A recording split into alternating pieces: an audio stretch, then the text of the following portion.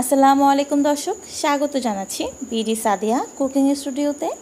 আজকে আমি আপনাদেরকে দেখাবো কি করে অ্যারাবিক লাবান তৈরি করতে হয়। হ্যাঁ বন্ধুরা, অ্যারাবিক লাবান আমাদের দেশীয় লাবাং নয়, যেটা মাঠা দিয়ে তৈরি হয়। এই লাবানের অনেক উপকারী দিক আছে, তার মধ্যে এনার্জি এবং ডায়েট দুইটাই খুব ইম্পর্ট্যান্ট।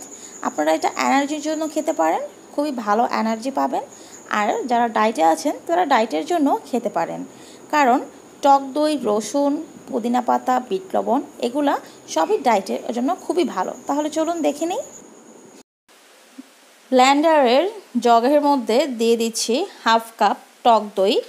টক দইটা থেকে পানি ঝরিয়ে নেওয়ার কোনো প্রয়োজন নেই। এবার দিয়ে দেব 1 কাপ পরিমাণ পানি, কারণ টক দই যতটুকু পানি তার দ্বিগুণ দিতে হবে। পানি দিয়ে দিচ্ছি 1 টেবিল চামচ রসুন কুচি।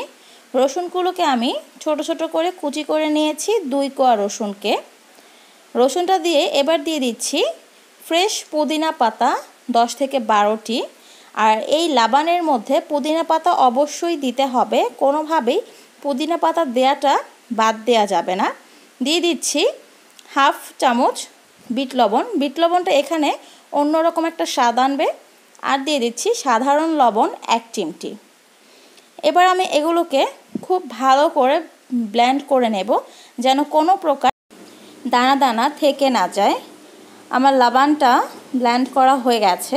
এবার আমি এটাকে গ্লাসে ঢেলে পরিবেশন করব। হয়ে গেছে আমার লাবান। এটা দেখতে যতটা সুন্দর হয়েছে, খেতেও অনেক মজাদার। সেই সাথে ডায়েট এবং এনার্জি দুইটার জন্য এটা খুব কার্যকরী। আপনারা অবশ্যই এটা বাসায় ট্রাই করবেন। আর যারা এখনও আমার চ্যানেলটি সাবস্ক্রাইব করেননি, তারা প্লিজ আমার চ্যানেলটি সাবস্ক্রাইব করবেন। আজকে এই পর্যন্তই। আল্লাহ হাফেজ।